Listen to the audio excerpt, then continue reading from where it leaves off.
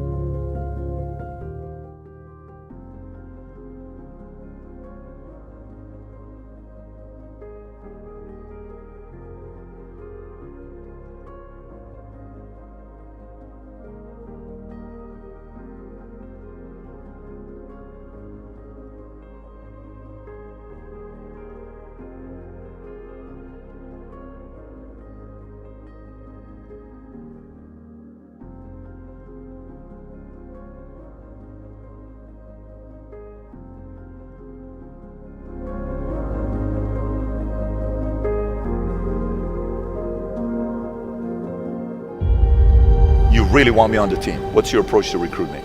You want first place, come play with me. You want second place, go somewhere else. Like I would watch Magic play. I'd watch Michael play.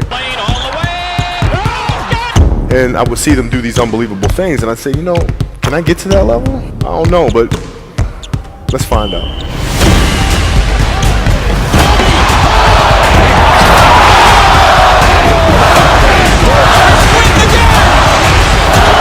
That's why he's the best player in the game.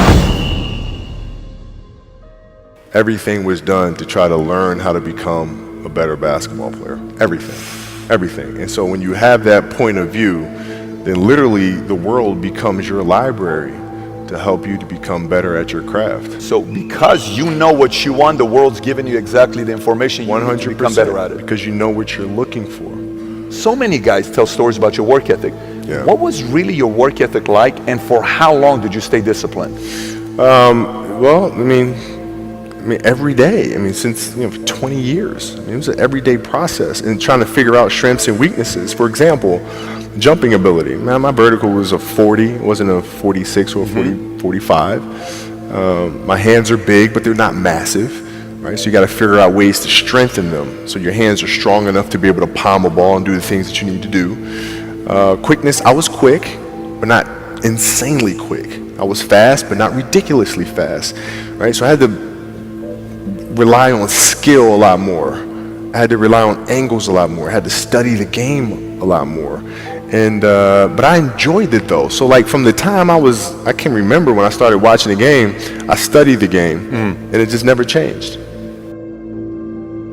It's a good separation for me, emotionally, to be able to put myself in a place where at practice or when I'm training or during games, I switch my mind to something else. I switch my mode into something else, right? For me, it's the equivalent of Maximus, Decimus Meridius, and Gladiator picking up the dirt, smelling the dirt, it's go time, right? So that was my mental switch. It was like an actor getting ready for a film. You got to put yourself in that cage.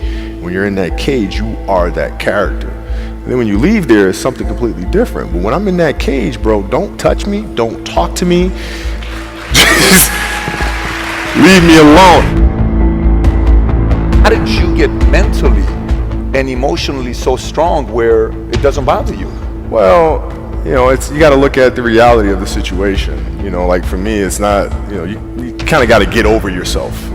Like, it's not about you, man. Like, oh, okay, you feel embarrassed. You're not that important. Like, get over yourself. That's where you go. Get over yourself, right? Like, you're worried about how people may perceive you, and like you're walking around and it's embarrassing because you shot 5 air balls. Get over yourself, right?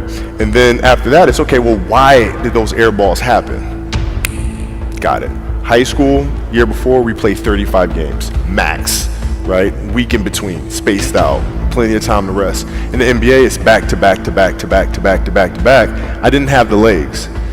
So you look at the shot, every shot was online, but every shot was short, right? I gotta get stronger. I gotta train different.